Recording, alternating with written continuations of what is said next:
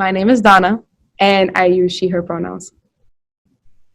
And my name is Krupa, and I use they, them, or she, hers pronouns. My name is Shireen, and I use she, her, hers pronouns. And I'm Kevin Morrison, and I use he, him, his pronouns. Sure. Is that, in Commissioner Morrison, is that like your knowledge of what will happen in the census as well? If you leave anything empty, they will just call you. That is true. What is most important to know is no matter how you self-identify, reporting this information and completing the census is bringing federal funds to our communities to support, whether or not, you're a person with a disability, you're LGBTQ, you're a person of color, no matter what group you fall into, it's so critical that that funding come into our communities.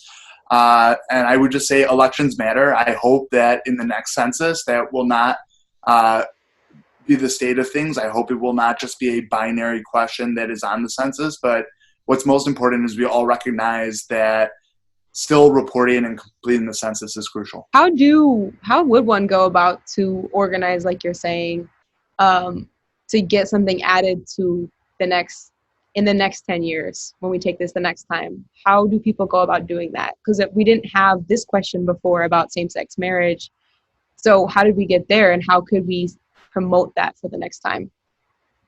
So I would say it was a hard battle because originally there was supposed to be a question about sexual orientation.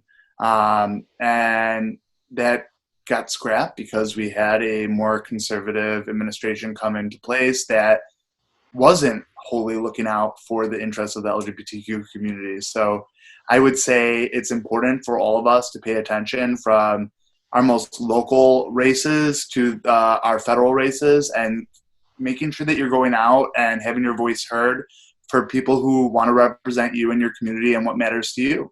And so making sure that we have people in higher office who care about the needs of the LGBTQ community and have a record of doing so is critical. So speaking of the reasons for why it's critical, Shireen, we were wondering, since you are a grant writer and you've worked with this data before a lot in the past, how have you used census data to specifically funnel it back, as Commissioner Morrison is suggesting, to people within the LGBTQ community? So, as he mentioned with previous census collection, there was not necessarily an orientation or identity or expression or anything of that nature on the census. However, how I use it is there does exist data where you can find out how many same-sex couple households are in a community. And so that helps to demonstrate that we do exist, that we are in various communities, be it rural, large city, or small town. Because more often than not, people will say, well, perhaps if you're going to serve the LGBTQ community, it's best that you go into the larger city or metropolitan areas such as Chicago, for example. Mm-hmm. And that we'll know we don't really have folks who are LGBTQ in our community. But if you go back to the census data and you look at same-sex households, you look at the head of household and then that person's gender that they marked, and then the gender marker of the other adult partner in the household, then it demonstrates that we are in every community. So that's one way that even if it's a small amount, it just proves that we do exist. So there's that. But then there are also other things that we use the census data for. It's also to determine, the number of people in a community, period. So you can sort of, as we mentioned before, if it's between 3% or up to 20%, then you can take any population and then say roughly 10, 15% is going to identify as LGBTQ. And so you can use the data in that way to say, well, if it's true here in these larger cities, or if it's true here in this rural area, then, if across the board, then it would make sense that it would be the same in this suburban area. I do have something to add, Donna, to your question.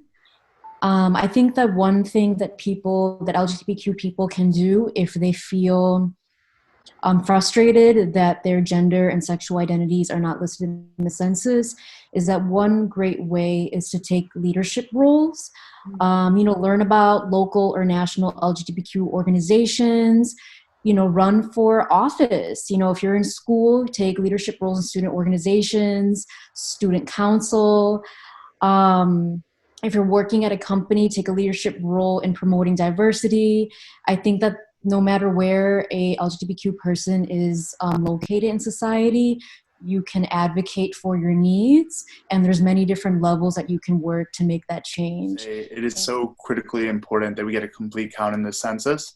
One thing that's important for everyone to know is your responses are private.